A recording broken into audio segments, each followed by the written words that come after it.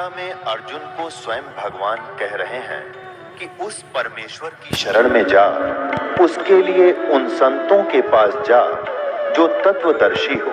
इसी प्रकार हजरत मोहम्मद को उनका अल्लाह कह रहा है कि कोई और पूर्ण परमात्मा है। उसको पाने के लिए उन तत्वदर्शी संत की तलाश कर। वो प्रभु कौन है, ये जानने के लिए कृपया अवश्य सुनिए जगत गुरु तत्वदर्शी संत रामपाल जी महाराज के अमृत वचन। नीरू नीमा प्रतिदिन उसी लहर तारा तालाब पर स्नान के लिए जाया करते थे। और पहले वो गंगा में स्नान करते थे जब ब्राह्मण हिंदू थे। उसके बाद उनको मुसलमान बना दिया गया था तो वे उनको गंगा घाट पर गंगा के अंदर स्नान करना बंद कर दिया था हिंदुओं ने। तो उन्होंने फिर गंगा का वो जल जो लहर तारा नामक सरोवर के अंदर एकत्रित हुआ होता था, उसी में प्रतिदिन स्नान करना प्रारंभ कर दिया। सुबह उठकर जाते थे, वहां स्नान करके आते थे। जो भी साधना मुसलमान धर्म की वो भी करते थे। हृदय से भगवान शंकर को भी वो भूल नहीं पा रहे थे, क्योंकि वो पहले भगवान शंकर के पुजारी थे और भगवान शंकर की कथा करके अपना निर्वाह किया करते थे। लेकिन वो किसी को भ्रमित नहीं करते थे। ऐसी नेक आत्मा ब्राह्मण थे कि जो भी दक्षिणा आ जाती थी अपने रोजगार निर्वाह के लिए रख लेते थे, बाकी सब धर्म में लगा देते थे। तो काल को ऐसी आत्मा नहीं अच्छी लगती कि ये बुरे कर्म करे तो बेशक फलो फूलो। अच्छे काम करने वालों को ये अवश्य कोई बाधा पैदा करता है। कब करता है? जब तक हम परमात्मा की शरण में नहीं आते। उसको ऐसा कंडम कर दिया। अब वो ना शंकर भगवान के रहे और ना ही वो अन्य कोई कर पा रहे थे। और एक साथ में उनको चिंता सता रही थी, उनका कोई संतान नहीं थी, निसंतान थे। वो दुख अलग से उनके ऊपर बना हुआ था। और क्या होता पुण्यात्माओं, जगत और भगत के विधान नियम विचार आपस में विपरीत होते हैं, जिस कारण से आज तक भगत और जगत का आपस में विरोध रहा है। उसका कारण यही रहा है कि जो संसार की परंपराएं हैं उनको भगत नहीं निभा सकते। यदि उन परंपराओं को निभाएंगे तो वो भक्ति नहीं कर सकते। इसलिए भगत के लिए कुछ मर्यादाएं बनाई हैं और समाज उन मर्यादाओं को रखने वालों से नफरत करने लग जाते हैं कि ये कैसा भगत बन गया, ये ऐसे भी नहीं करता, ये ऐसे भी नहीं करता। लेकिन कहते रहो, जो हमने भक्ति करनी है तो हमने अपने नियमों पर दृढ़ रहना ही पड़ेगा। और दूसरी बात यह है कि जगत सोचता है कि जिसका संतान नहीं है उस इंसान का कोई जीवन नहीं, क्योंकि हमारे धर्म गुरुओं ने एक ऐसी भ्रमणा फैला रखी थी कि जिसका पुत्र नहीं उसकी गति नहीं। कमाल की बात करती। तो कहने का भाव यह है कि हम इसी धारणा से पुत्र की प्राप्ति ही ज्यादा डिमांड करते थे। भगवान पुत्र हो, पुत्र हो। बिल्कुल संतान ना हो उसका तो मुंह कहते हैं सुबह सुबह शकल भी नहीं देखनी चाहिए। मनहूस आदमी है, बेउलादा है, निसंतान है, ओतन पोता है। और उनको भी मालूम होता था कि ये लोग सुबह सुबह दरवाजा बंद कर लेते जब हम दूर से दिखाई देते। तो एक ये बहुत बड़ा कहर और टूटा हुआ था जिनके संयोग में संतान नहीं होती थी संस्कार में। परमात्मा कहते हैं कि जिनका संतान नहीं है वो बहुत ही अच्छी आत्माएं हैं। अब ये विचार करना पुण्यात्माओं कि ये ऐसा क्यों कहा, क्योंकि हम काल के जाल में फंसे हुए हैं और यहाँ एक दूसरे से संस्कार में हम बंधे पड़े। हम यहाँ अपना कोई लेने आया है किसी से पिता बनकर, कोई देने आया है पुत्र बनकर। जैसे एक लड़का बहुत अच्छी तरह कमाता है और पिता शराब पीता है और उसको शराब नहीं देता, शोर मचाता है, उद्मस्तार देता है, गली मोहल्लों वालों को इकट्ठा कर लेता है, मुझे रोटी भी नहीं देते। एक पिता कमाता है, पुत्र लगा हुआ शराब पीने पर, कभी गाड़ी खरीदता है उसको एक्सीडेंट में तोड़ देता है, कभी कुछ खरीदता है। तो कहने का भाव यह है कि ये जो पिता निकम्मा है और पुत्र कमा कर उसको सब कुछ उपलब्ध करा रहा है, तो वो पिता का कभी किसी जन्म में उस पुत्र ने उससे कुछ गड़बड़ी कर रखी है, वो पूरा करेगा। इसी प्रकार किसी पिता ने वो पुत्र रूप में जो उसके जन्म है, उसने किसी जन्म में उसके साथ कोई ऐसा किया है, उससे कुछ पैसे ऐंठे हैं, अब वो पूरे करके दम लेगा। एक समय सुखदेव ऋषि 12 वर्ष तक मां के गर्भ में रहे और सुखदेव ऋषि व्यास जी के पुत्र थे, वेद व्यास जी के। 12 वर्ष के बाद वो जब मां के गर्भ से बाहर आए तो बाहर आते ही वो 12 वर्ष की आयु का बच्चा बन गया। और व्यास जी को ये मालूम था कि मेरी पत्नी के गर्भ में पुत्र है, इतना इनको आभास हो जाता था। तो बड़ी खुशी मनाता था कि जब बच्चा जन्मेगा मैं बड़ी प्यार करूंगा, लाड करूंगा अपने पुत्र के, क्योंकि पुत्र की महिमा हमारे समाज में गणी थी। और सुखदेव ऋषि को मां के गर्भ में ये ज्ञान था कि बाहर जाती हमारी अकल पर पर्दा गिर जाता है, हम भक्ति छोड़कर बकवादों में लग जाते हैं। मां के गर्भ में प्रत्येक प्राणी को याद रहता है कि पिछले जन्म में मैंने कितनी गलतियां की, मुझे कितने मानुष जन्म मिले, मैंने कैसे बर्बाद किए। तो मां के जन्म में ये रह रह कर दुआ करता है, परमात्मा ठीक ठाक मेरा मानव शरीर मुझे बाहर निकल जाए इस नरक से, मां के गर्भ से, तो मैं सदा आपको याद करूंगा, कोई बकवाद नहीं करूंगा। अब मुझे याद है मैंने पिछले जन्म कैसे बर्बाद किए, मनुष्य के अनमोल जन्म खोए। तो मां के गर्भ में प्रत्येक को ऐसी याद रहता है। बाहर आते ही हमारे ऊपर त्रिगुण में माया का, रजगुण ब्रह्मा, सतगुण विष्णु, तमगुण शिव जी, क्या जो प्रभाव है एकदम अचेत कर देता है, सब भुला देता है, ये काल का जाल है। तो उस ये त्रिगुणमयी माया हमारी बुद्धि पर पत्थर डाल देती है, उस पत्थर को हटाने के लिए साधु संत रूप में परमात्मा आते हैं। तो सुखदेव ऋषि ने 12 वर्ष तक बाहर इसलिए नहीं आया कि बाहर आते ही पर्दा गिर जाता बुद्धि पर, और ये ब्रह्मा विष्णु महेश के जो तीनों गुण है ये हमें मूर्छित कर देते हैं। जब 12 वर्ष तक मां के गर्भ में रहा तो ब्रह्मा विष्णु महेश को चिंता हुई कि ये तो हमारी परंपरा खराब कर देगा। माताएं 9 महीने में कितनी दुखी हो जाती हैं बच्चों को पेट में रखने में, और 12 वर्ष तक रखा करेंगी तो हाहाकार मच जाएगी।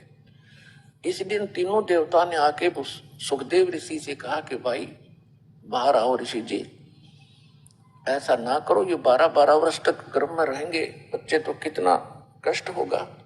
तो सुखदेव जी ने कहा कि आपके अंदर से जो रेज निकल रही है, किरणें निकलती हैं गुणों की, ये बाहर आते मूर्छित कर देती है, ये मुझे ज्ञान हो गया है। आप जब तक मैं बाहर आऊं तब तक अपनी इस माया को रोको, अपने अपने गुण को रोको। तो उन्होंने कहा देखो इनको हम ज्यादा नहीं रोक सकते, ये तो ब्लड प्रेशर की तरह है, ज्यादा रोक दिया तो मर जाएंगे, हमारी बस की बात नहीं है, लेकिन हम इतनी देर रोक सकते हैं बस। फिर उसने कहा तुम इतनी देर रोक दो। तो जैसा भी उन्होंने थोड़ा बहुत कंट्रोल किया, इतने वो बाहर आ गया, ब्रह्मा विष्णु महेश चले गए, सूक्ष्म रूप में वो दिखाई दे रहे थे उसको। अब कहने का भाव यह है कि उसको चेतनता रही और पिछली भी याद रही और भविष्य भी उसको ध्यान में रहा कि मैं मनुष्य जीवन क्यों मिला है, क्या करना चाहिए। जब वो उठकर चलने लगा, मां के गर्भ से बाहर आते ही 12 वर्ष की उम्र का बच्चा गर्भ से बाहर आया, तब छोटा रूप था, बाहर आते एकदम ओरिजिनल उसका जितना रूप था 12 वर्ष का बन गया। और अपनी ओर नाल जो नाभि से जुड़ा हुआ होता है जेर सी, उसने कंधे पर रख के अरे चल पड़ा, किताबें काटूंगा इसने। तो व्यास जी ने कहा बेटा, अरे बेटा सुखदेव, गर्भ में नाम रख दिया था उसका सुखदेव, क्योंकि मां कह रही थी 12 वर्ष हो गए बच्चे को मेरी गर्भ में और मुझे कोई पीड़ा नहीं, कोई दुख नहीं, तो इसका नाम मैं सुखदेव रखूंगी। सुखदेव। दूसरा इसको सुखदेव भी कहते हैं, सुखदेव। वैसे सुखदेव तो ये तोते के अंडे में था पहले, उससे फिर पार्वती और शंकर जी का एक ज्ञान सुना था, उससे फिर ये तोते का शरीर छोड़कर व्यास की पत्नी के गर्भ में मानव शरीर प्राप्त किया। था लंबी कथा कभी फिर सुनाएंगे। तो व्यास जी ने कहा कि बेटा सुखदेव, एक बार दर्शन दे मुझे, तेरे लिए मैं बहुत दिन से तड़प रहा था, पुत्र मोह में व्याकुल हूं मैं। तो सुखदेव ने कहा ऋषि जी, अब मुझे ज्ञान हो गया है, अब मैं इस झंझट में पैर नहीं फंसाऊंगा। ऋषि जी, ना जाने कितनी बार आप मेरे बाप बन दिए और ना जाने कितनी बार मैं आपका बाप बन लिया। यह तो बुरी बीमारी है, इसका मेरा पीछा छूटने दे। और इसलिए मैं आपकी शक्ल भी नहीं देखूंगा, कहीं मुझे आप में मोह ना हो जा। इसलिए आगे चल रहा है, जवाब देता हुआ जा रहा है, कह रहा है, एक लेवा एक देवा दूतम और कोई किसी का पिता नहीं पूतम, ये ऋण संबंध जुड़ा एक ठाठा, अंत में सब 12 बाटा। ये सूक्ष्म वेद में परमात्मा बता रहे हैं कि ये वार्ता उनकी हो रही थी। सुखदेव ऋषि कह रहा था कि ये तो एक ऋण संबंध, परिवार आपस में जुड़े हुए हैं। आज आपको ठाठ नजर आ रहे हैं, ये बेटा है या बेटी है, ये माता है, ये पिता है। और अंत में जब मृत्यु होगी, कोई पशु बनेगा, कोई पक्षी बनेगा, कोई कहीं जन्मेगा, कोई कहीं जन्मेगा। अंत में सब 12 बाट यानी 12 रास्ते होंगे, अलग अलग हो जाओगे। तो ये ऐसी व्यवस्था है। तो कहने का भाव ये है कि यहां कोई लेने आया है पुत्र बनकर और कोई देने आया है पिता बनकर। जैसे आजकल ये विष खा रहे हैं, रिश्वत लेते हैं, अगले जन्म में वो रिश्वत देने वाला उस लेने वाले का दामाद बनेगा, लड़की भी लेगा और बहुत घना धन भी लेगा, या ब्रह्मटी होगी तुम्हारी। तो ऐसे झंझट में अब हम पैर नहीं देंगे।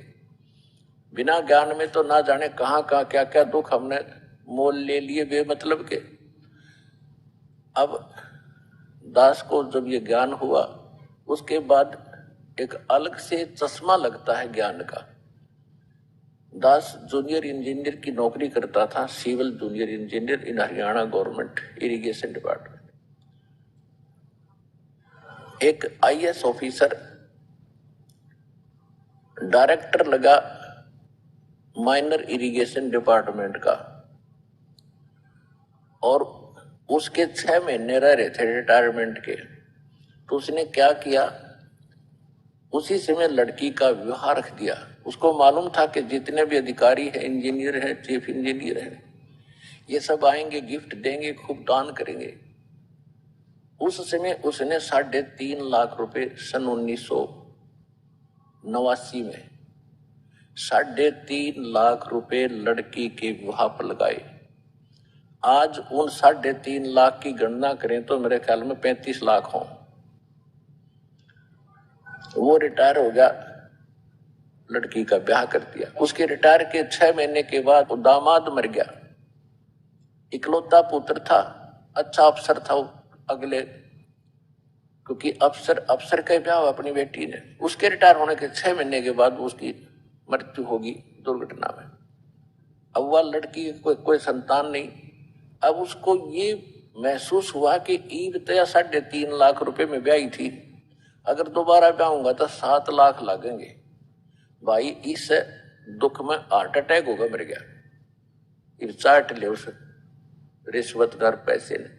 आगे क्या होगा, फिर पीछे तू पशुआ की जय गद्दा बैल बनाई, ये 56 भोग कहाँ मन भोरे कित कुरडी चरने जाई। वो कहर अगला तो दिखता ही नहीं आपको, वो इस सत्संग और भगवान के विधान से आपको दिखाया जाता है।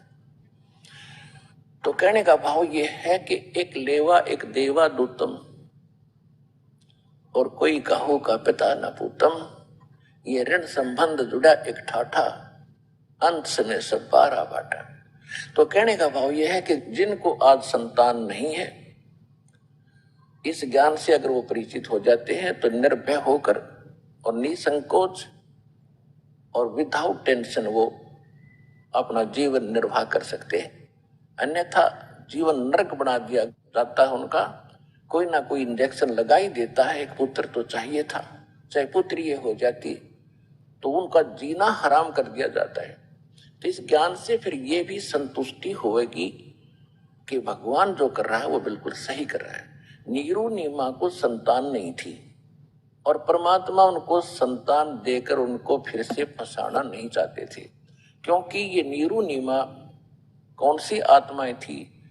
द्वापर युग में परमात्मा करुणा में नाम से आए हुए थे और उस समय उनका एक शिष्य था सुदर्शन, सुपथ सुदर्शन, वो भी वाल्मीकि जाति से था।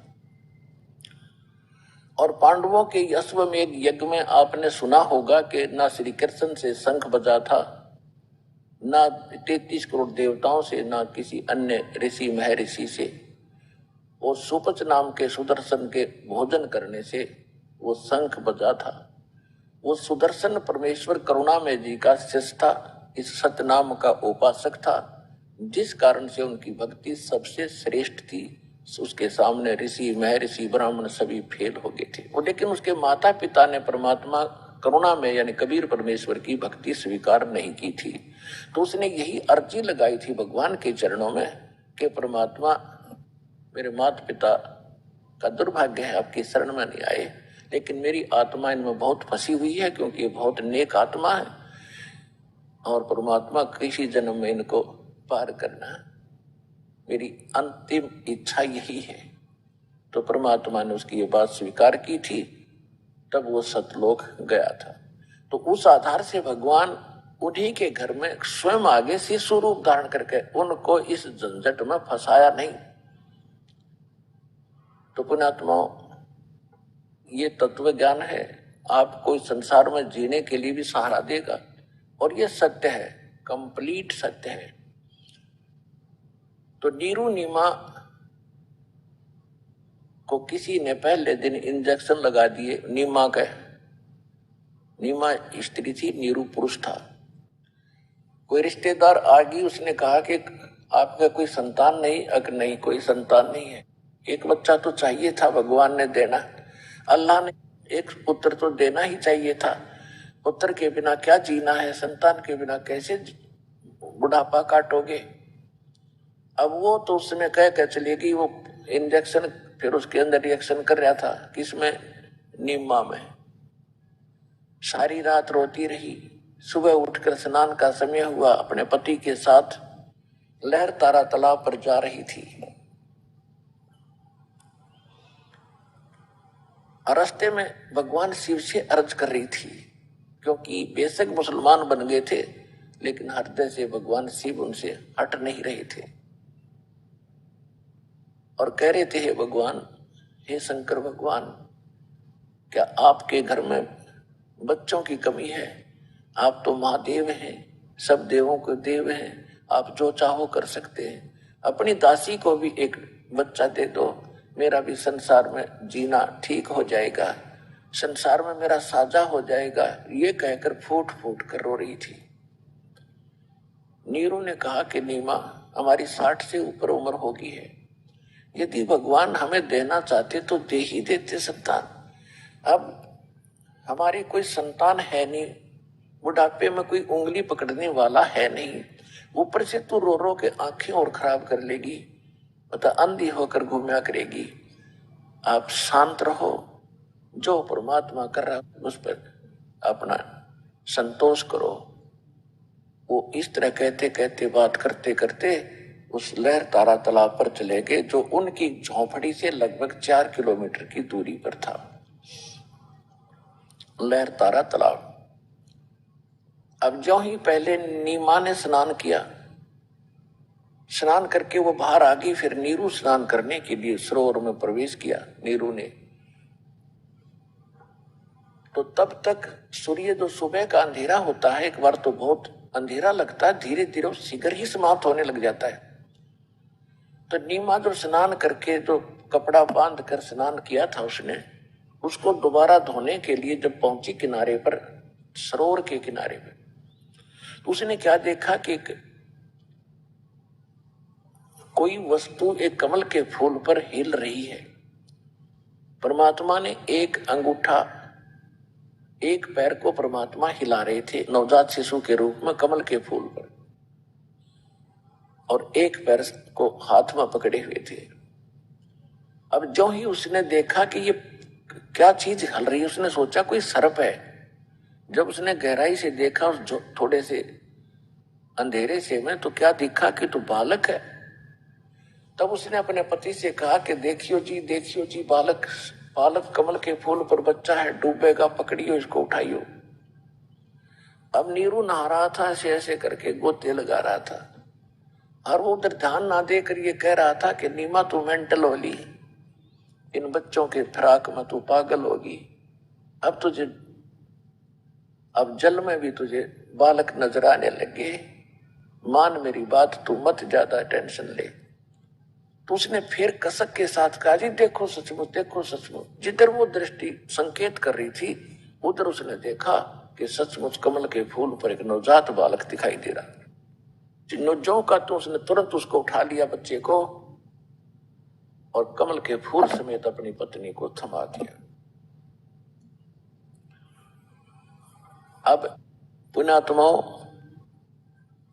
आज आपको पता लग गया कि कबीर इज गॉड है, और जिसके लिए हम भटक रहे हैं, और वो भगवान हमारे सामने हो, छूना तो दूर की बात है, दूर से भी दर्शन हो जा, गदगद आत्मा हो जा, आंखों से आंसू बहने लग जा प्रेम में। और जिस पुण्यात्मा ने उस मालिक को सीने से लगाया, बालक की तरह मुंह चूमया, प्यार किया, उसको कैसा आनंद आया होगा, शब्दों में वर्णन नहीं किया जा सकता। जिसके नाम लेने से रोंग रोंग खड़े हो जाते उस परम पिता के, और वो सीने से लगाकर उसको पुत्रवत प्यार कर रही थी। अब उसको कितना आनंद था। उधर से नीरू स्नान करके बाहर आया, बाहर आके वो इतनी मस्त थी उस बालक के प्यार करने में, जैसे अरसों शुक्र मना रही थी शंकर भगवान के। अपने आत्माओं, या बिजली अब तक न्यों गिर रही थी, करे था कबीर भगवान, और श्रेय मिला था इन रामकृष्ण शंकर विष्णु को। कहते हैं जगत का पेखना पेखा, धनी का नाम ना लेखा। जो सब कुछ कर रहा है उसका जिक्र भी नहीं था, और वो सोच रही थी आज मेरे शंकर भगवान ने मेरे को बालक दे दिया, और वो धनी आ रहा, देने वाला खुद आ रहा था, उसको ज्ञान नहीं।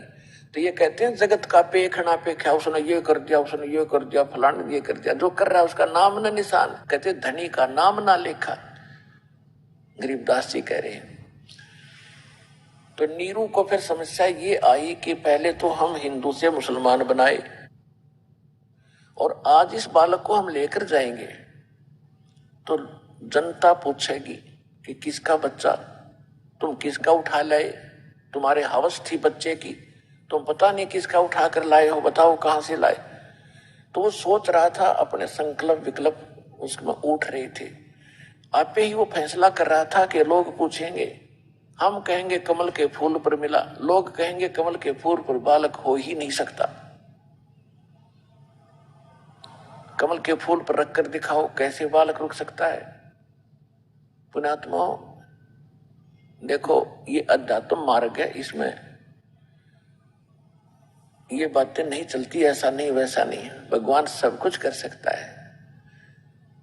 एक समय तो पीछे सन 2006 में क्रोथा कांड हुआ था, हमारे आश्रम पर आक्रमण किया था नकली आचार्यों ने, आर्य समाज के दुष्ट लोगों ने। तो हमारे ऊपर झूठा केस बना करके जेल में रहा दास, और दास ने दयानंद के अज्ञान की पोल खोली थी, कथित झूठा और नकली ऋषि सारे एक से तो आपको दिखाई दिया। तो उनके पास जवाब कोई रहा नहीं, जवाब होता तो ज्ञान का उत्तर ज्ञान से देते हुए, तो वो तो लट्ठा का आगे, और जैसे भी था ये मालिक की लीला थी, वो तो नाश करने आए थे, मालिक ने हमें बचा दिया, अपनी मजदूरी करानी थी इस दास से। तो उस समय दास उस जेल में झूठे केस में जेल में था। तो वहां एक वार्डन था पुलिस वाला, वो आ जाते थे, बैठ चर्चा करते थे, वे महाराज कोई ज्ञान बता। तो वो खुद ही एक दिन कह रहा था मेरे ज्ञान बताने से पहले कि हमारा एक साथी है दूसरा पुलिस वाला, उनके घर पर एक बथुआ है। बथुए का पौधा आपने देखा होगा, ज्यादा से ज्यादा 1.5 या 2 फुट से ऊपर नहीं होता।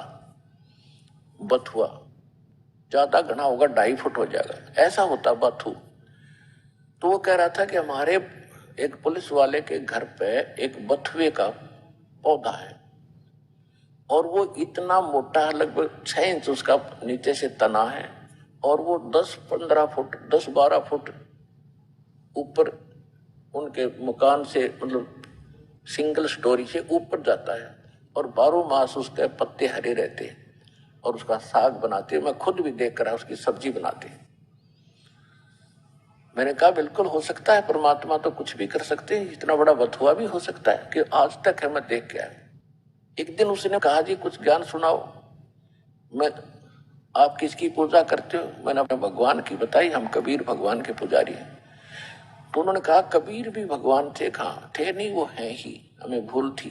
फिर मैं उनकी जीवनी सुनाने लगा तो मैंने कहा कमल के फूल पर परमात्मा मिले, तो वो उसने ऑब्जेक्शन कर दिया कि नहीं नहीं ये नहीं हो सकता, कमल के फूल पर बालक 2 किलो का तो होता ही है बच्चा कम से कम, कैसे रुक जाएगा?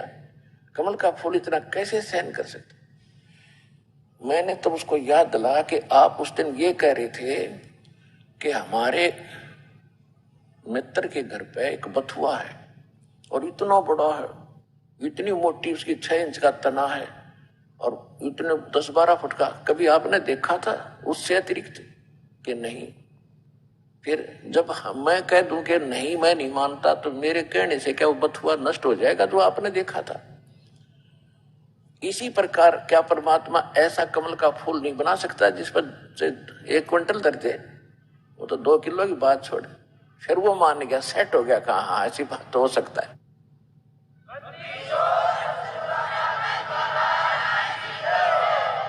तो पुण्यात्माओं, तो ये पॉसिबल और इम्पॉसिबल के चक्कर में ना पड़ना, क्योंकि ज्ञान सही मिल रहा है आपको, जो बताया जा रहा है सारा सत्य है। तो इस प्रकार उसके मन में ये धारणा थी, उस नीरू के मन में, कि जनता पूछेगी और हम कहेंगे कमल के फूल पर, कोई नहीं मानेगा, हमसे बच्चा भी छीना जाएगा और हमें मारपीट के नगर से भी निकालेंगे। तो पहले तो हम हिंदू से मुसलमान बने, हिंदू हमारे साथी नहीं, मुसलमानों में इतना हमारा कोई मेल जोल नहीं, क्योंकि कोई रिश्तेदारी बनी नहीं, कोई बालक नहीं, तो हमारा साथी कोई नहीं। ये सोचकर वो अपनी पत्नी से कहता है कि इसको यहाँ रख दो, बच्चे को, इसी में अपना हित है। उसने सारा अपने जो मन की कल्पना थी सारी बता दी। लेकिन नीमा कहने लगी मैं इस बच्चे को छोड़ नहीं सकती, चाहे मुझे देश निकाला मिलो या मुझे कोई मार दो, बेशक जानते बालक नहीं छोड़ूंगी। मुझे ना जाने इस बच्चे ने मेरे ऊपर के जादू कर दिया, मैं इसके मोह में फंस गई, मेरा बालक मुझे सीने से बिठाने को दिल नहीं कर रहा। तो नीरू ने पहली बार अपनी पत्नी की तरफ हाथ किया था कि तू जिद्दी बन गई, हठी बन गई, मैंने तेरी सारी मनोकामना पूर्ण की, जो तू कहती मैं सब करता रहा, क्योंकि इस दृष्टिकोण से कि इसके संतान नहीं है और कहीं ये उसका अभाव महसूस करके दुखी ना हो जाए, इसलिए तेरी सारी बात मानता रहा। तो इतनी हठी होगी, आज कुछ भी आगा पीछा नहीं देख रही है। तो उसने ऐसे थप्पड़ किया ही था, तभी परमात्मा बोले उस नीमा की गोदी में कि नीरू चिंता मत कर, मैं तुम्हारे लिए आया हूं, तुम्हें कोई आपत्ति नहीं आएगी, मुझे घर ले चलो। फिर वो नीरू डर गया कि कोई फरिश्ता है। बालक बोलिया कर ऐसे ऐसे कौन बोलता है? चुप करके चद्दर उठा के साथ साथ आगे आगे चल पड़ा। और जो ही घर लेकर आए, बच्चा इतना सुंदर था कि शायद पृथ्वी पर कोई बालक ऐसा सुंदर नहीं था। उसको देखकर गांव, पूरे काशी शहर में हलचल मच गई। औरतें गीत गाती हुई आवे झुंड के झुंड बनाकर और बच्चे को देखने आई। वहां के वीर सिंह बघेल राजा भी उसको देखने आया।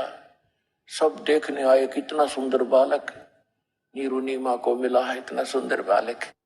कोई कहे ये आम बालक नहीं, ये तो ब्रह्मा है, कोई विष्णु कहे, कोई शिव कहे, कोई देव कहे, कोई महादेव कहे, उनका अवतार है, कोई गण है किसी का। तो पुण्यात्मा उसके बाद परमात्मा धीरे धीरे बालक रूप में नीरू के घर पलने लगे। अब 25 दिन के बच्चे हो गए। उस दिन से 25 दिन तक उन्होंने कुछ नहीं आहार किया, ना दूध पिया, ना अन्न खाया, ना कोई फल फ्रूट का कोई जूस यानी ग्रहण किया। अब नीमा को फिर चिंता बन गई कि बच्चा कुछ खा पी नहीं रहा, ये मरेगा। और भगवान ऐसे स्वस्थ थे जैसे बच्चा रोजाना 1 किलो दूध पीता हो, इतना फल फूल रहे, सुंदर शरीर उनका नजर आ रहा, स्वस्थ। लेकिन उस माई का विश्वास नहीं हो रहा कि जब तक खाएगा नहीं जीवेगा कितने दिन। 25वें दिन उसने अंतिम फैसला कर लिया, यूं मरेगा और साथ मैं मरूंगी, अब जिया नहीं जाएगा। और रोए रोए सुबह से लेकर सुबह की रोने लग रही। उधर से परमात्मा ने भगवान शंकर के मन में प्रेरणा की, वह शंकर जी को याद कर रही थी। तो परमात्मा ने शंकर जी के हृदय में वहां कसक भेजी कि मुझे कौन याद कर रहा है। वहां से झांक कर देखा कि कोई माई रो रही है शिवलोक से। तो शिव जी आए एक साधु रूप बना के। माई से कहा, माई तुम क्यों रो रही हो, क्या आपत्ति आई तेरे पे? वह माई बोली नहीं, रोती ही रही। सबकी बंदगी, कंठ रुद्ध गया उसका। धीरे धीरे शंकर भगवान ने फिर साधु रूप में दोबारा कहा, माई कुछ बताओ। रोते रोते कहने लगी, महाराज मत सुनो मेरे दुखड़े को, आप भी दुखी हो जाओगे। तब भगवान शंकर ने कहा, माई कहते हैं अपना दुख किसी को बता दे, हल्का हो जाता है। हो सकता है मेरे पास कोई समाधान हो तो बता दूंगा। तब उसने बताया कि पहले तो हमारे कोई संतान नहीं थी, 60 साल से ऊपर हमारी उम्र हो गई थी। एक दिन मैंने अपने भगवान शंकर को हृदय से पुकारा था। उन्होंने जंगल में एक कमल के फूल पर हमें एक शीशु दिया। आज ये 25 दिन का हो गया, महाराज कुछ खा नहीं रहा, ये मरेगा, मैं साथ मरूंगी, मैंने पक्का निश्चय कर लिया। और मैं ये कह रही हूँ, भगवान, हे शंकर भगवान, यह तो देता नहीं और आज देकर वापस ले रहे हो भगवान, ये न्याय ठीक नहीं। शंकर भगवान को पता भी नहीं क्या दे रखा है इसको और कौन ले रहा है। तब शंकर भगवान ने कहा, तेरा बच्चा कहा माई? वो बालक लिया, वो लाई उठा के, पालने से उठा कर लाई। उसने सोचा साधु संत कर देते हैं कुछ जंतर मंत्र, तो इनके चरणों में डाल दो, कुछ जीवन दान दे देगा महाराज जी, संत जी। तो माई ने इस उद्देश्य से परमात्मा बालक को उनके शिव जी यानी महात्मा के चरणों में डालना चाहा, उसके हाथों से उठ गया परमात्मा और शंकर भगवान के सिर के समान हवा में ऐसे स्थिर हो गए। अब माई न सोच रही, बाबा जी में करामात है, संत शंकर जी जो खड़े हैं, इन्होंने मेरे बच्चे को ऐसे उड़ा दिया, ओहो ये जरूर कोई शंका समाधान करेगा। और वो मालिक उसके चरणों में कैसे आए? वो तो शिखर में बैठे उनके सिर के ऊपर। तब शंकर भगवान ने ऐसे किया, वो समझ गए कोई सिद्ध पुरुष। शंकर भगवान हमें इतना दिमाग नहीं है, इतनी इनकी दिव्य दृष्टि नहीं है पहचान सके, क्योंकि शंकर भगवान उसको नहीं पहचान सके जो भस्मा गिरी उसके सामने तपस्या करे था, ऊपर न पैर करके नीचे न सिर उनके द्वार के सामने। और मन में उसका दोष ये था कि पार्वती को पत्नी बनाऊंगा, शिव जी से भस्म कड़ा लेके इसने मारूंगा। और शंकर जी वही नहीं जान सके ये क्या बकवास लिए तपस्या कर रहे हैं। जब शंकर भगवान ने ऐसे किया, बच्चे को गोदी में लेते हैं जैसे, अपने आप वो मालिक वहां से आके उसके हाथों में आगे, और शंकर भगवान से कहा कि इनसे कहो एक कुंवारी गाय लाए, उस कुंवारी गाय दूध देगी, आप आशीर्वाद दे देना। महात्मा जी, परमात्मा बोल रहे हैं, और वो फिर दूध दिया करेगी, मैं उसको पिया करूंगा। तो शंकर जी ने सोचा कोई सिद्ध पुरुष है, ये सोचा समूचा है, पिछले जन्म का किसी कारण से ये इनके संस्कारवश यहाँ आ गया है। तो ऐसे मालिक ने, उस शंकर भगवान ने 25 दिन के बालक ने 7 बार चर्चा करी उनसे। अब हमारी देख रही बालक बोल रहा है, वो तो पहले ही बोला था, उसके सामने बोला था। तो उसने अपने शंकर भगवान ने कहा कि माई तेरे पति को बुला और कहो एक कुंवारी गाय लावे और कोरा बर्तन लावे को मार के थे, बिल्कुल स्वच्छ पात्र लाए। तो उसी समय वो नीरू गया, एक कुंवारी गाय लाया, बछिया 1.5 वर्ष की, जिसने दूध पीना छोड़ रखा था और उसने बैल ने टच नहीं करी थी, यानी कुंवारी अंडरस्टूड है कुंवारी गाय, और एक पात्र लिया। तो शंकर भगवान ने उस कुंवारी गाय के कमर पर ऐसे थपकी मारी, पात्र नीचे रख लिया, दूध की धार चल पड़ी। जब वो पात्र भर गया, अपने आप दूध रुक गया। तो परमात्मा को दिया गया, गट गट पिया दाता ने। तो कुंवारी गाय में दूध कहां से आया था? सतलोक से, सतलोक से आया था। सोच, एक पवित्र पशु में शिशु रूप में भगवान की परवरिश उस कुंवारी गाय से हुई, कबीर भगवान की। अब वेद जो बताए जाते हैं, वेद क्या है? वेद है भगवान की जानकारी। भगवान कैसा है, कहाँ रहता है, क्या लीला करता है, ये हमारा हिंदू समाज, क्या विश्व मानता है इस बात को कि वेदों में जो ज्ञान है वो बिल्कुल 100% सत्य है और भगवान के विषय में पूरी जानकारी है। तो जो वेदों में भगवान की महिमा लिखी है, लक्षण लिखे हैं, गुण लिखे, यदि वो गुण किसी में पूर्ण होते हैं तो परमात्मा कौन हुआ? वो वही हुआ जिसमें ये सब गुण परिपूर्ण है जो वेद बताते। अब आपको वेदों में दिखाता हूं कि वेद क्या बताते हैं। ये देखिएगा, ऋग्वेद, ये 9-10 मंडल अनुवादित करके अलग से बनाया इन्होंने। ये कहां से प्रकाशित और किसने इसका अनुवाद किया है? प्रकाशक है सार्वदेशी कार्य प्रतिनिधि सभा, महर्षि दान भवन, रामलीला मैदान, नई दिल्ली से। ये है महर्षि दयानंद सरस्वती कृत लिखा है इन्होंने। मुद्रिक है Prince offset printers, 1510, Pataudi house, Daryaganj, नई दिल्ली से।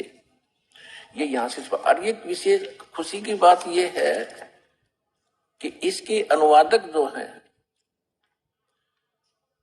इस वेद के अनुवादक ये दयानंद के चेले और दयानंद ही है। इन आर्य समाजियों ने इसका अनुवाद किया है और ये मानते हैं भगवान निराकार है, इसलिए इन्होंने कुछ थोड़ी बहुत गड़बड़ी करने की चेष्टा की है अनुवाद में, लेकिन अब हम उसको अच्छी तरह समझ लेंगे। ऋग्वेद मंडल नंबर 9, सूक्त 1, मंत्र 9 में ये देखिएगा, ये है ऋग्वेद मंडल नंबर 9 का मंडलम, और ये प्रथम मंत्र और प्रथम ही सूक्त है। ये इसमें देखेगा, ये सोम माने क्या लिखा है? परमात्मा, यानी परमात्मा की महिमा चली आ रही है। सोम माने परमात्मा है। यहां देखिएगा, ऋग्वेद मंडल नंबर 9, सूक्त 1, मंत्र 2 में, हे परमात्मन, यानी परमात्मा की महिमा चल रही है। मंत्र नंबर 3 में, हे परमात्मन, यानी परमात्मा की महिमा चल रही है। ये 3 में, 4 में भी हे परमात्मन, और ये 5 मंत्र में हे परमात्मन, और यही ऋग्वेद मंडल नंबर 9, सूक्त 1, मंत्र 6 में हे परमात्मन। अब इनका 7 में गड़बड़ी होगी, इनका याद आ गया तरह की, इन्होंने पुरुष लिखना शुरू कर दिया, परमात्मा छोड़ दिया। उस पुरुष को ज्ञान यज्ञ में भली प्रकार फलाना दगड़ा ग्रहण करती है। अच्छा, 8 में भी फिर इन्होंने पुरुष कर दिया। उस पुरुष को, या परमात्मा की महिमा है, उस परमात्मा को ऋग्वेद मंडल नंबर 9, सूक्त 1, मंत्र 8 में, उस पुरुष को उग्र गतियां प्रेरणा करती हैं, यानी उस परमात्मा को जब ऐसी परिस्थिति हो जाती है, वो प्रेरणा होती है और भासमान शरीर को, यानी तेजोमय शरीर को वह पुरुष, वह परमात्मा प्राप्त होता है। जैसे गीता अध्याय नंबर 4 के श्लोक 7 में स्पष्ट किया है कि ये दाही धर्म से ग्लानि भवति भारत है। उसमें तो वो कहता है कि मैं अपने अंश अवतार भेजता हूं, आत्मा नाम सृजा नाम, वो कहता अपनी आत्माओं भेजता हूं, अंश अवतारों को। और ये परमात्मा खुद कह रहे हैं, ये वेद बता रहे हैं कि वो परमात्मा स्वयं आता है। एक जब उसको यहाँ की परिस्थितियां प्रेरणा करती हैं, उग्र सतिथियां, यहाँ हाहाकार मच जाता है, तब परमात्मा सच्चा ज्ञान, सच्ची भक्ति, सच्चा विधान और शांति स्थापित करने के लिए ज्ञान से वो स्वयं यहाँ उत्पन्न होते हैं, ज्ञान से शांति स्थापित करने के लिए, यथार्थ भक्ति देने के लिए। अब आगे हम चलते हैं। ऋग्वेद मंडल नंबर 9 देखिएगा। ऋग्वेद मंडल नंबर 9 और सूक्त 1 और मंत्र हमने 8 पढ़ लिया। ये 8वां। उस पुरुष माने परमात्मा को उग्र गतियां माने भयंकर परिस्थितियां प्रेरणा करती हैं, और वो भासमान शरीर को, यानी बहुत सुंदर तेजों में सुंदर शरीर को वह पुरुष माने परमात्मा प्राप्त होता है। कैसे होता है आगे देखो। इसी में इसका शेष यहां अनुवाद है 9 के 8 का, मंडल 9 सूक्त 1 मंत्र 8, जिसमें 3 प्रकार से दूसरों का वारण वाने कल्याण करने वाला मधु में शरीर मिलता है। वो परमात्मा 3 प्रकार के शरीरों से वर्ण करने वाला मधु में 3 प्रकार, यानी 3 स्थिति से वो सबका धारण पोषण करता है। तो अब इसमें 9वें मंत्र में, ऋग्वेद मंडल नंबर 9 सूक्त 1 मंत्र 9 में वो सेकंड टाइप की जो परमात्मा की लीला होती है, शिशु रूप धारण करके तीन शरीरों में। एक में तो मालिक स्वयं रहता, सतलोक के अंदर तख्त पर विराजमान है राजा के समान सचखंड में।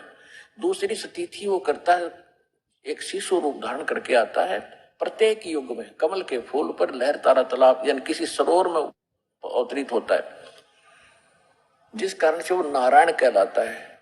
हम एक रामकृष्ण विष्णु को नारायण मान लिए, शेषनाग की सैया पर लौट रहा था, तो शेषनाग तो उससे पहले नारायण हो गया, उससे पहले आया, तो विष्णु तो पाछे बैठा उस पर, पहले तो शेषनाग नारायण हो गया, जल में रहे, तो मछली भी सारी हो। वो परमात्मा स्वयं आता है, इसलिए उसको नारायण कहते हैं। वो लीला ऐसी करता है। और ये दूसरी प्रकार का जो शरीर स्थिति वो बताई गई है, उसका 9वें मंत्र में विवरण है। और तीसरी प्रकार की स्थिति भगवान की क्या होती है कि वो कभी भी साधु रूप बना के कहीं प्रकट हो जाता है। जैसे आदरणीय धर्मदास साहिब जी को मिले परमात्मा एक साधु रूप में, जिंदा महात्मा के रूप में। आदरणीय मुल्कदास जी को मिले, आदरणीय दादू साहिब जी को मिले, आदरणीय नानक साहिब जी को मिले, आदरणीय गरीबदास साहिब जी को मिले, गांव छुड़ाने जिला दर्जन हरियाणा वाले को, आदरणीय घीसा दास साहिब जी को मिले, गांव खेखड़ा जिला बागपत हो गया, पहले मेरठ था, और उत्तर प्रदेश वाले को। तो ऐसी तीसरी स्थिति ये है उनके हमारे केयर टेक करने की। और दूसरी स्थिति का विवरण अब चल रहा है, जो नवजात शिशु रूप धारण करके वो आते हैं। ये देखिए ऋग्वेद मंडल 9 सूक्त 1 का मंत्र 8 भी स्पष्ट कर रहा है कि वो परमात्मा तो शरीर, यह देखिएगा ये यहां से चल रहा है, ये 8वां मंत्र, उस पुरुष को उग्र गतियां प्रेरणा करती हैं, और वो परमात्मा भासमान शरीर को वह पुरुष यानी परमात्मा प्राप्त होता है, और उसको वो 3 प्रकार के शरीर से सबकी का कल्याण करता है, जिसमें 3 प्रकार से दूसरों का वारण माने कल्याण करने वाला मधु में शरीर मिलता है। ये अनुवाद थोड़ा ठीक सा नहीं है। 3 प्रकार से स्थिति में हमारा सबका कल्याण करने के लिए 3 प्रकार की स्थिति से वो परमात्मा हमारे कल्याण करता है। अब 9वें मंत्र में क्या लिखा है, ऋग्वेद मंडल नंबर 9 सूक्त 1 मंत्र 9 में, अभी इमम अधन्या उत्सन्नति धेनव शिशुम, ये शिशु रूप है, शिशु लिखा अक्षर, और सोम इंद्राय पातवे। इसका अर्थ इन्होंने क्या कि उस सोम को, यहाँ इन्होंने अड़ंगा डाल दिया, सोम स्वभाव वाले श्रद्धालु पुरुष को। यहाँ देखिए प्रथम मंत्र में यहाँ पे सोम माने परमात्मा करेंगे, देखो सोम माने ये देखो, इस नौ मंडल के सोम माने परमात्मा, तो यहाँ परमात्मा क्यों ना लिख दिया शर्मागी ने? हाँ शर्मागी, बेइज्जती हो जाएगी, थारी साची लिख दी थे। ये देखो ऋग्वेद मंडल नंबर 9 सूक्त 1, हम फिर वहीं आ गए। उस सोम माने अमर पुरुष को, उस अमर पुरुष को शिशुम, जो शिशु रूप धारण करके प्रकट होता है, अभी अधन्या।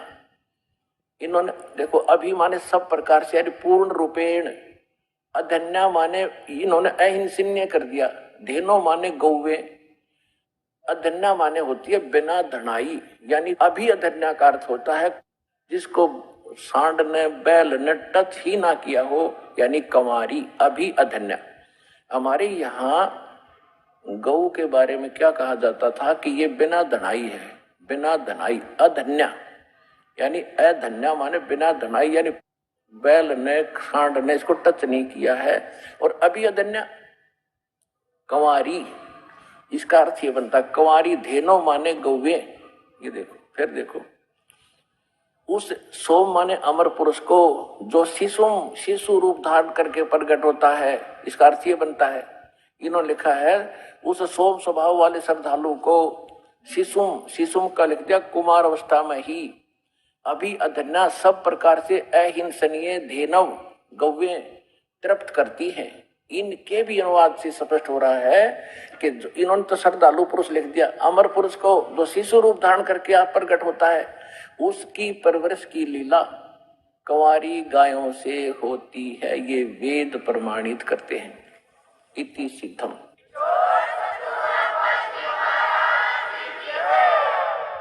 अब ये लीला किसने की? ना राम ने की, ना कृष्ण ने की, ना विष्णु ने की, ना शिव ने की।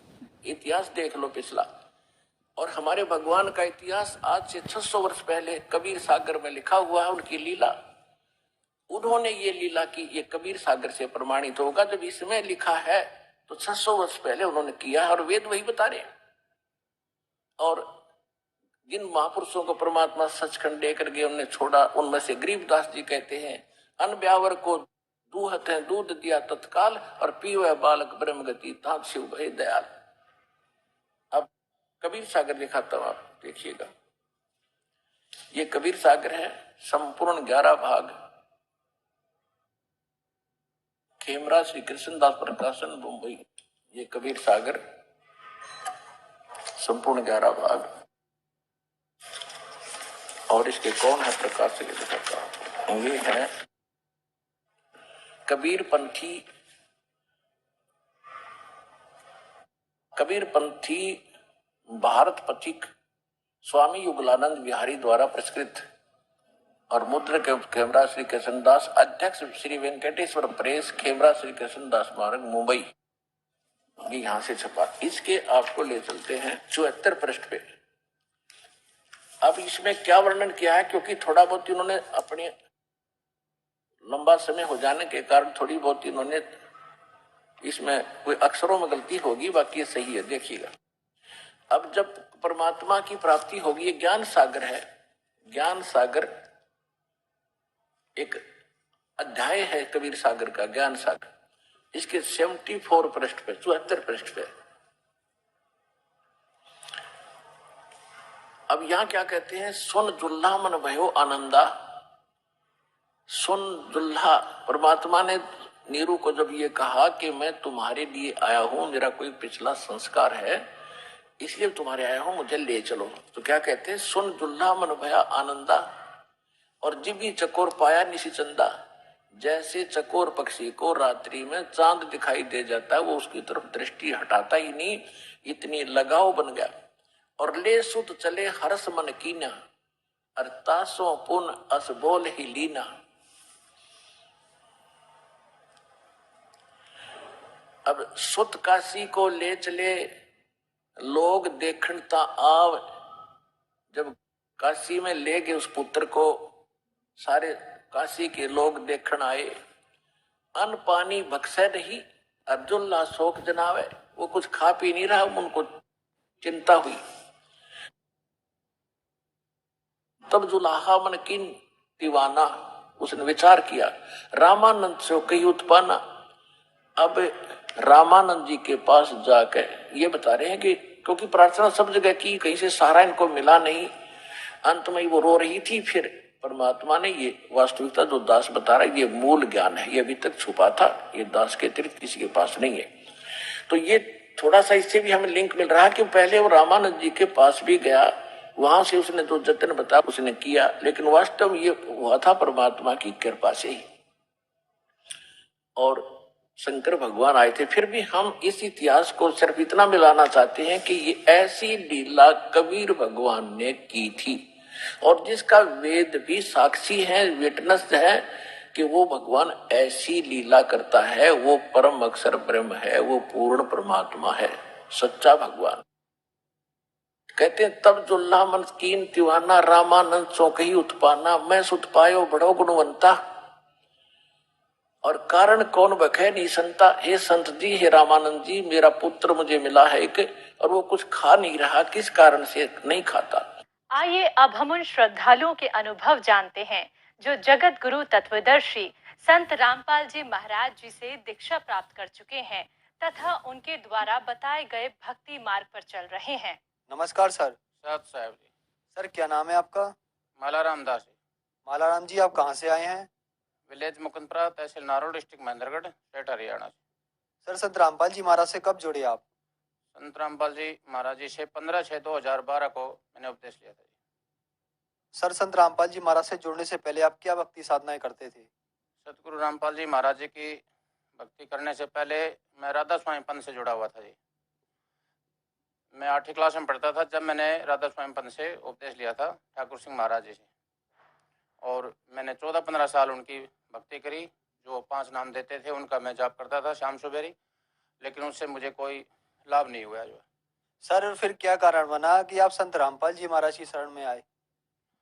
कारण तो ऐसा था जी, हम पहले से ही मालिक की शरण में मतलब जुड़ना चाहते थे, लेकिन जो है हमें सद्भक्ति नहीं मिली। तो ऐसे एक दिन जैसे हमारे एक रिश्तेदार हैं भगत जी धनवीर दास जी, जो पहले सतगुरु रामपाल जी महाराज जी से जुड़े हुए थे, तो वह नक्शा निवीस का काम करते हैं, अपने कोर्ट में बैठते हैं। तो वहाँ हम बहुत चर्चा करते थे। तो उन्होंने कहा कि आप सतगुरु जी रामपाल जी से जुड़िए, वे पूर्ण सतगुरु आए हुए हैं, और आप उनसे उपदेश लीजिए। तो उसके बाद 2-3 साल गुजर गए, ऐसे हम चर्चा करते करते एक दिन समय आया तो सतगुरु जी रामपाल जी महाराज जी की शरण में धनवीर दास के माध्यम से हम उनकी शरण में गए, जो है बरवाड़ा आश्रम, और फिर हमने सतगुरु जी से उपदेश लिया। सर संत रामपाल जी महाराज से नाम दीक्षा लेने के बाद क्या आपको कोई लाभ भी प्राप्त हुए? हाँ, सतगुरु जी रामपाल जी महाराज जी से उपदेश लेने के बाद मुझे प्रथम नाम मिले थे। 4 महीने जो नाम प्रथम नाम देते हैं, तो मैंने उनका बहुत दृढ़ता से और श्रद्धा से उनका मंत्र जाप किए, भक्ति करी। तो मुझे पहले अनुभव हुआ, काल भगवान ने जो है मुझे ऐसे दर्शाव दिया कि जो है घर पे जैसे शाम सुबह का समय था 3:30 बजे का, और हम सोए हुए थे ऐसे जैसे, और जाग भी रहे थे ऐसे कि सोए हुए कि 4 पे हम लेटे हुए थे। तो सतगुरु जी मुझे अपने घर लेके गए, जहाँ मेरा गांव मुकुंदपुरा है और मैं रहता नारोल में हूँ। तो वहाँ सतगुरु जी जैसे ऐसे लेके गए हैं, तो मेरी जैसे 2 भैंस रखी हुई थी, वे खुल के चल पड़ी। मैंने कहा कि तुम कहाँ जा रही हो, अभी तो तुमने चरा चरिया है, और सीधे घर लेके गए। तो वहाँ पर सभी घर वाले परिवार वाले सब छत पे जाके चढ़ गए, ऊपर छतों पर, और हंसने लगे कि अब ये चाचा जी को लेके जाएगा, काल भगवान जो है आ रहा है। और मैंने उसका रूप शक्ल नहीं दिखाई दी, उसके ऐसा बहुत लंबा चौड़ा शरीर था। और जैसे वो अंदर प्रवेश हुआ तो उन्होंने जो है बढ़ते के साथ घर में प्रवेश हुए, और मेरे सिर पे जैसे हाथ रखना चाहा, तो ऐसे मैंने प्रथम नाम मेरे सुमरण हुए। तो उसने जैसे कबीर साहब का रूप बनाया बहुत भयंकर, और मेरे सिर पे हाथ रखा, ऐसे रखने वाले थे तो मंत्र जाप हो गए। जाप होते ही और वो वापसी पड़ा धर्म जैसे, और दौड़ पड़ा वापसी, जैसे वापसी दौड़ गया। तो मैं जैसे कह रहा हूँ जय हो बंदी छोड़ की, जय हो बंदी छोड़ की। तो सुबह जैसे 3:30 बजे का टाइम मैंने नोट किया, और वो जो है मेरे को मालिक ने प्रकरण दिखाया। दूसरी बार ऐसा हुआ कि जैसे काल के दूत आते हैं और मुझे ले जाते हैं ऐसे निकाल करके, मेरा शरीर निकालते, जी निकालते हैं, जैसे अंगूठे से नीचे से शरीर निकाल रहे, जी निकाल रहे हैं, और चोटी पे जैसे पीछे स्थान है, छोटा सा बिंदु सा स्थान है, और उसमें से मुझे निकाल के ले जा रहे हैं जैसे। तो मैं उनके पैरों में उलझ रहा हूँ कि मैं सतगुरु जी की भक्ति करता हूँ, रामपाल जी महाराज जी की, आप मुझे कहाँ ले जा रहे हो, और ऐसे मुझे घैस करके ले जा रहे हैं। तो वहाँ पर जैसे ऊपर देखता हूँ द्वितीय मंडल में आके, तो पूरे सफेद छत्र से एकदम ऐसे मुझे सीन दिखाई दिया, और वहाँ दोनों ले जा करके मुझे रास्ते में रोक लिए, कहा कि भाई ये जा नहीं रहा और इसको जबरदस्ती नहीं चलना। तो एक आदमी गया मुझे छोड़ करके, और वो कहा कि जी वो तो आ नहीं रहा, वो तो कहता है कि मैं रामपाल जी की भक्ति करता हूँ। तो फिर उन्होंने आदेश दिया कि भाई छोड़ो इसको यहाँ से, और इसको तुम मत ले जाओ, वापसी छोड़ो इसको। तो जी वह मुझे छोड़ करके और ऐसे मुझे धक्का मार रहे, उसी उसी सुराख में जैसे मुझे धकेल रहे हैं। मैंने कहा मैं इसमें नहीं बढ़ूंगा, आप जो है मुझे यहीं रहने दो। नहीं, आप नहीं छोड़ेंगे, आपको नीचे जाना पड़ेगा आपने। तो मुझे उसमें से ऐसे मुझे ठूस दिया उस सुराख में से और मैं नीचे आ गया। फिर मैं कह रहा हूँ जय हो बंदी छोड़ की, जय हो बंदी छोड़ की। तो ये प्रकरण सतगुरु जी का उपदेश लेने के बाद मुझे दिखाई दी। ऐसे ही मुझे जो है तीसरा प्रकरण, जब मैंने सतनाम मिल गया था, सतनाम मिलने के बाद 4 महीने के बाद मुझे सतनाम मिला और उसके बाद मुझे मालिक ने ऐसा प्रकरण दिखाया कि सतगुरु जी रामपाल जी महाराज जी स्वयं, एक भगत है उनके साथ में, और बूंदी जैसे थैली में भर के 5-6 किलो के लगभग बूंदी ऐसे मुझे दिखाई दे रही है। और सतगुरु जी आगे घर पे कि बेटे प्रसाद ले लो। तो हम ऐसे जैसे आ रहे गुरु जी ऐसे आशीर्वाद देते हुए, और एक भगत और था मेरे साथ में, हम चरणों में दंडवत प्रणाम करी। गुरु जी बोले बेटे ठीक हो? मैं कहा हाँ सतगुरु जी हम बिल्कुल ठीक है जी। गुरु जी हमें प्रसाद दे दो। तो गुरु जी ने हम जैसे हाथ किया, गुरु जी बोले नहीं बेटा ऐसे हाथ नहीं, जोड़ी करो आप। तो हमने जोड़ी में प्रसाद लिया और हम जैसे प्रसाद खाए और ऐसे खाकर सतगुरु जी फिर चले गए, अंतर ध्यान हो गए वहाँ से। ये मुझे प्रकरण दिखाई दिया जी सतगुरु जी का उपदेश लेने के बाद में। और जी मैंने जो है परमात्मा से ही अरदास लगाया था सतगुरु रामपाल जी महाराज जी से कि गांव में हम बहुत दुखी रहते थे, गांव में हमें जगह नहीं थी हमारे पास में, और वहाँ पर जो है जगह की शॉर्टेज होते हुए, और मैं एक छोटी सी कंपनी में काम करता था गुड़गांव। तो वहाँ से मैंने जो है, जब मैंने उपदेश नहीं लिया था लेकिन मेरे दिल में था ऐसा कि हे परमात्मा मुझे जो है एक ऐसी जो है शरण दीजिए जो है।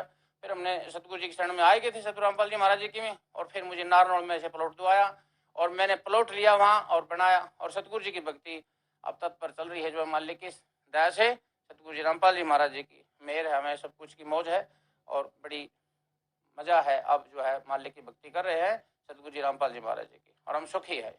और तो जी लाभ मालिक के छोटे मोटे लाभ होते रहते हैं, कारोबार में सब लाभ देते हैं मालिक। और एक जो है 3-4-5 महीने पहले मुझे एक ऐसा चमत्कार किया मालिक ने कि मैं सिंघाड़ा से आ रहा था मोटरसाइकिल से, बहुत स्पीड से होगी, 60-70 की स्पीड होगी, और यहाँ पर ये खालड़ा गांव है एक जो है, वहाँ पर जो है एक नील गाय बहुत स्पीड से आई और मेरे सिर के ऊपर से वो छलांग लगा के और रोड को इस पार कर गई। वो गिर गई लेकिन मैं नहीं गिरा, मेरा एकदम बिल्कुल शरीर सुन्न हो गया और आंख बंद हो गई मेरी। मैंने कहा कि आज तो बच्चे नहीं मरेंगे जो है। आधा किलोमीटर से भी ज़्यादा निकल गया होगा मैं, तब तक मुझे होश नहीं आया कि मोटरसाइकिल कहाँ चल रही है। और फिर मैं रुकता हूँ तो मेरा पूरा शरीर पसीने से भीज रहा है और सतगुरु जी ने मुझे ऐसे बचाया। तो ये मालिक का मैंने रुक करके और जो है सत नमस्कार किया सतगुरु जी रामपाल जी महाराज जी को, हे दाता आपका उपदेश नहीं लिया होता तो आज हम यहाँ खत्म हो जाते। तो ये जी चमत्कार हुए सतगुरु जी के उपदेश लेने के बाद। सर संत रामपाल जी महाराज से नाम दीक्षा लेने के बाद आपको बहुत सारे लाभ प्राप्त हुए, तो जो दर्शक आज आपको देख रहे हैं आप उन्हें क्या संदेश देना चाहेंगे? संदेश तो ये दास क्या दे सकता है, एक सभी भक्तों से प्रार्थना ही कर सकता है। आपकी धरती पर पूर्ण संत सतगुरु जी रामपाल जी महाराज कबीर अवतार हंस आए हुए हैं, और सभी मेरे भक्तजन जो मेरे को सुन रहे हैं सभी मालिक की शरण में आए और ये धर्मशास्त्रों के अनुकूल मालिक ज्ञान देते हैं। सभी उनका ज्ञान सुने और पढ़े और मालिक की शरण ग्रहण करें और अपना आत्म कल्याण कराएं। सर संत रामपाल जी महाराज की शरण कैसे ग्रहण की जा सकती है? ग्रहण करना बहुत आसान काम है। अब सतगुरु जी ने जगह जगह पर अपने नामदान केंद्र खोल चुके हैं और सभी जगह बुक सेवा चल रही है।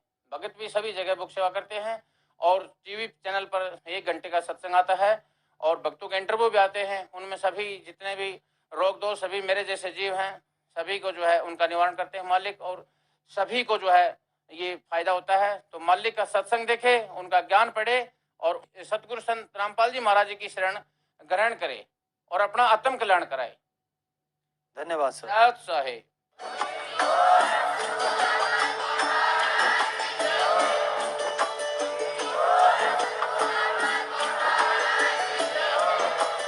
आप सुन रहे थे जगत गुरु तत्वदर्शी संत रामपाल जी महाराज जी के मंगल प्रवचन। अधिक जानकारी के लिए विजिट कीजिए हमारी वेबसाइट www.jagatgururampalji.org। संत रामपाल जी महाराज जी के शुभ आशीर्वाद से पूरे विश्व भर में 500 से भी ज्यादा नाम दीक्षा केंद्र हैं, जिन पर संत रामपाल जी महाराज जी द्वारा ऑनलाइन निःशुल्क